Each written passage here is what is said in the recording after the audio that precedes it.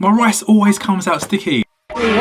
No matter how hard I try to wash it. Like, I go to a supermarket, I see all these varieties of rice. Basmati, Jasmine, white, brown, and I don't really have any idea what the difference is. So I thought I'd ask someone in the know. Chef, what's the difference between Basmati and Jasmine rice?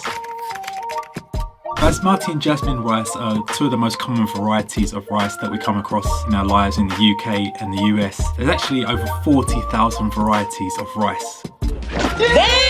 40,000, can you imagine that? Now, you've got Jasmine rice that comes from Thailand. That rice benefits from giving it a quick rinse to get out the extra starch before you cook with it. The rice is a bit more plumper, a little bit more moist, like it gives it a bit more of a chew to it. So if you want those characteristics, you go for the Jasmine. Basmati rice, that comes from India and Pakistan. Now, that rice, you want to kind of soak it for an hour before you use it. It's a little bit more firmer in texture, a little bit more drier, gives you a little bit more bite. So if you're looking for those characteristics, a little bit more nutty flavour, then go for Basmati. How do we actually grow rice? Like, that doesn't look like a plant to me. Rice is actually a semi-aquatic plant, meaning that it needs to be covered in water. I'm talking, imagine a football field, like completely waterlogged, like so much water, like it's just flooded. That's the conditions rice needs to grow. They're called rice paddies, and in this field, it is completely waterlogged. So as you can imagine, rice takes a lot of water to grow, and that growing process takes about 3 months to be ready. The rice actually only makes up a very small amount of the plant, just a little bit at the top. How do we get from rice on a field to rice on my plate? So this is what a rice plant looks like. When they're ready, after about 3 months, they're cut below where the top where the rice is, all collected, and depending on where you are in the world, the methods are different. Some places use machines, some places this is done by hand. So people are out there cutting those rice plants down. Once you get those together, you need to separate the rice. So what you need to do is, the manual way of this is you take a bunch of that rice, the rice plants, you tie them together, you put them in a bag, and you just start hitting it to separate all the rice grains. It's called threshing. Now, again, depending on which part of the world you're in, this is done differently, but there are many places in the world that do this by hand.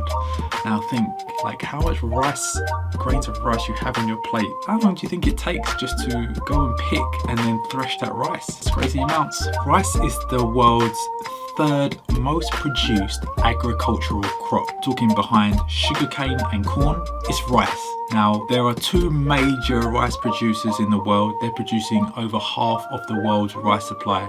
That's India and China. And between the two of them, they're producing like 400 tons of rice a year. That is an insane amount of rice. And of course, different rice varieties come from different places, but there are many rice producing countries, but those are the big two.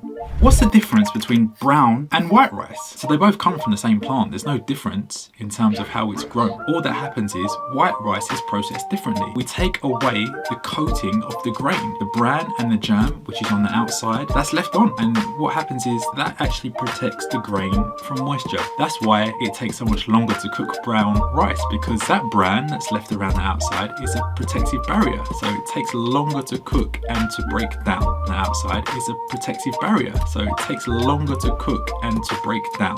The brown rice had slightly a little bit more edge over white in terms of nutritional value, because a little bit more of the fibre and the minerals are still there. White rice, just like flour, this is how it's produced. We take away the outside layer and we just use the inside. Wow, so much amazing information, chef. Like, I'm going to be a walking encyclopedia of food soon. If you learned something new, hit the like button, let us know. Am I the only person that's learning here? And if you like that one, check this video, because I think you're going to like this one too.